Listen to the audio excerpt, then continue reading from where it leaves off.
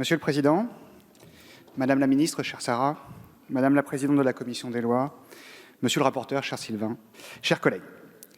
Ces dernières années, les lanceurs d'alerte sont devenus des acteurs essentiels et incontournables de la protection de nos libertés fondamentales. Leur place est accentuée par les réseaux sociaux, comme en témoigne par exemple l'affaire des Facebook Files. Il est donc aujourd'hui impératif d'assurer un niveau de protection élevé des lanceurs d'alerte, ces véritables vigies de la démocratie. La France a pendant plusieurs années été en pointe sur cette question grâce à la loi Sapin II du 9 décembre 2016, qui a marqué un tournant en faisant du droit d'alerte une véritable liberté fondamentale. Au nom de la transparence et de la préservation des droits et libertés, il est aujourd'hui, à notre avis, indispensable d'assurer une remise à niveau de notre droit. C'est pourquoi je tiens, au nom du groupe démocrate, à saluer le remarquable travail de Sylvain Waserman sur ce sujet. Ces propositions de loi permettront de créer un cadre juridique clair et cohérent qui permettra de nouveau à la France d'être à la hauteur des enjeux liés à la protection du droit d'alerte, notamment grâce au travail d'affinement et de précision conduit en commission. Ce texte permet notamment la transposition de la directive 2019-1937 du 25 septembre 2019 qui fixe un socle commun pour la protection des lanceurs d'alerte, signalant une violation du droit de l'Union européenne. Cette directive est indéniablement une avancée, et le Conseil d'État estime que les dispositions envisagées dans la proposition de loi permettent d'atteindre un niveau de protection des lanceurs d'alerte conforme à ce qu'elle exige, alors que le droit en vigueur ne le permet pas actuellement. Les propositions de loi ont en outre le mérite de ne pas restreindre la protection aux compétences de l'Union européenne.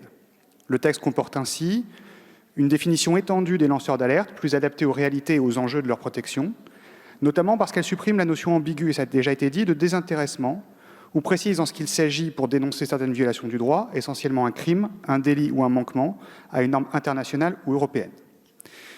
La clarification du fonctionnement des canaux internes et externes de signalement, dont le choix est libre, avec des exigences de délai vis-à-vis du lanceur d'alerte qui seront formalisées par décret. 7 jours pour accusé de réception, 3 à 6 mois pour le traitement du signalement. Un renforcement conséquent de la protection des lanceurs d'alerte, avec des sanctions pénales et ou civiles, à l'encontre de ceux qui divulguent leur identité, vise à étouffer le signalement ou à ensevelir les lanceurs d'alerte sous des procédures abusives. Une meilleure reconnaissance et protection de celles et ceux qui accompagnent le lanceur d'alerte et peuvent ainsi se retrouver exposés parce qu'ils ont joué un rôle actif dans le signalement de l'alerte. De nouveaux outils à la disposition de la justice pour faciliter la défense des droits des lanceurs d'alerte, ainsi que leur reconversion professionnelle, si elle est nécessaire. La proposition de loi organique vise à renforcer le rôle du défenseur des droits dans la protection des lanceurs d'alerte en développant sa mission d'information et d'orientation.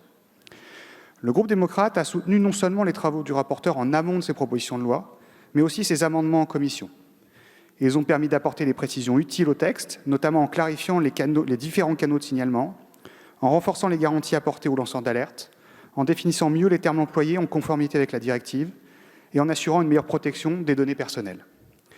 Ces ajouts permettent ainsi de répondre aux recommandations formulées par le Conseil d'État et d'assurer une meilleure solidité juridique du texte, notamment en expurgeant la proposition de loi organique des dispositions qui visent à permettre au défenseur des droits de traiter lui-même une alerte. Le groupe démocrate a en outre déposé un amendement commun avec la majorité et le rapporteur afin d'étendre la provision pouvant être versée aux lanceurs d'alerte pour couvrir les besoins résultant d'une dégradation grave de sa situation financière. Un tel ajout permettra une protection plus effective des lanceurs d'alerte dans un contexte professionnel tendu. Vous l'aurez compris, le groupe démocrate votera en faveur des propositions de loi de notre collègue Sylvain Waserman. Je vous remercie.